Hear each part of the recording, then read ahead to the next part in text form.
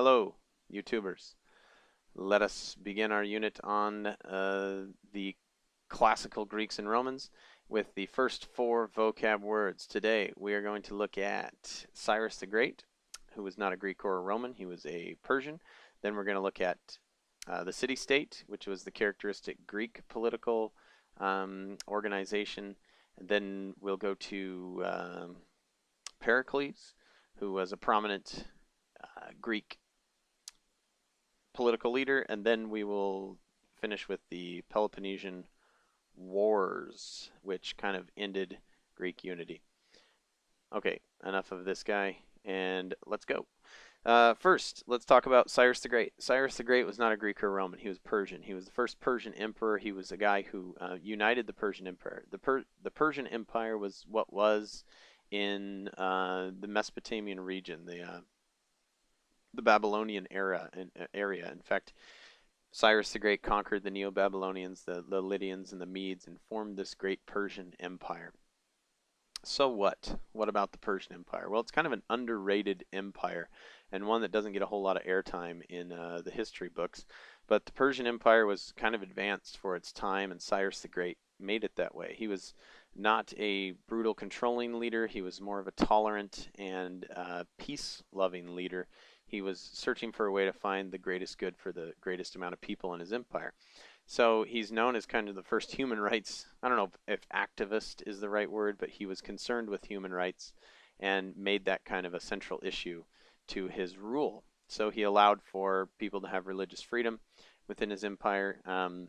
He allowed for kind of local customs to remain the same. He had very good political organization. People enjoyed being under his reign because of how kind of fair and just things were and how efficient government was.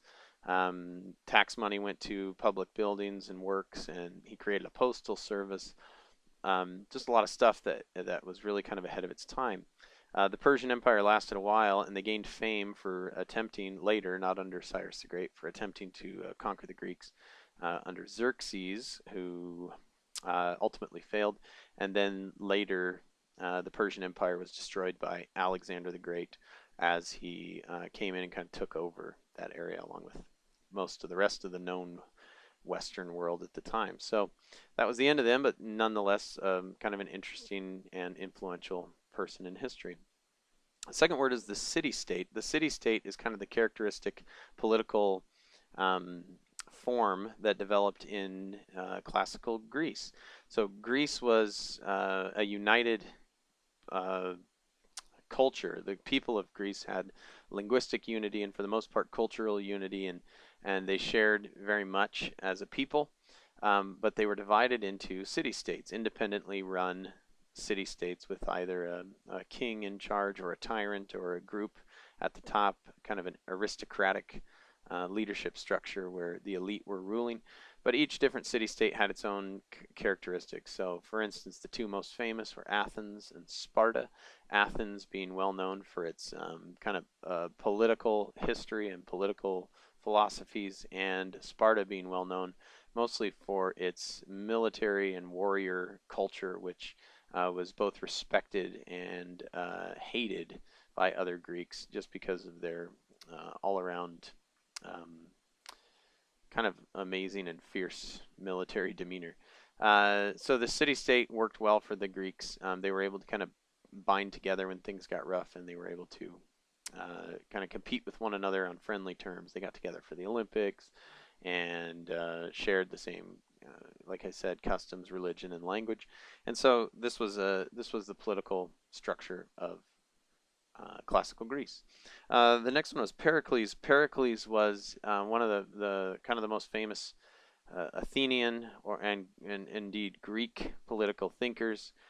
He stressed the idea of a democratic political structure that was kind of based on what was best for the people, and that the people ought to be able to, city-states should be able to select officials that will pass laws and make it so that kind of this idea of democracy was very much a part of Greek political life. And indeed, a lot of people look back to Greece and say this is the type of democracy that we would like to have.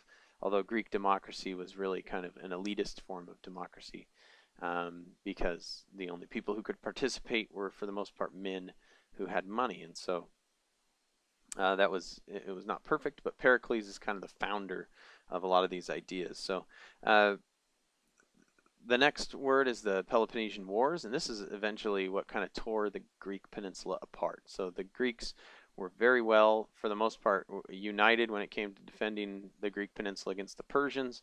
But then this Peloponnesian War occurred when kind of Athens and Sparta started to go at it with one another. Athens had formed a league, kind of forced membership from other city-states into this league, made them pay tribute to Athens, and they were starting to grow very powerful. And the Spartans didn't really like that, and so they went marching against the Athenians. And when the Spartans come marching against you, it's always a scary thing. And so this lasted a long time, and it was kind of this war of attrition, which just means that they kind of wore each other out without having any real clear victories. And really what ended up happening in Greece at this time was a foreigner who was kind of a foreigner. He was from Macedonia, which is directly north of Greece. He was able to march in. His name was Alexander the Great, and we heard of him before. He came in and kind of conquered the Greek peninsula and then conquered the rest of the area, including the Persian Empire, and made it all the way almost to India before he had to turn around and try to come back home. And even though he was spreading Greek culture and was really kind of infatuated with the Greeks, he wasn't originally a Greek. And so that was kind of the last of the prominent classical Greek civilization. So stay tuned. We'll throw the rest of these words into these videos pretty soon. This one ran a little bit long, but these ones tend to, just because of the nature of it. So I will talk to you later. Hope you are being awesome. Bye.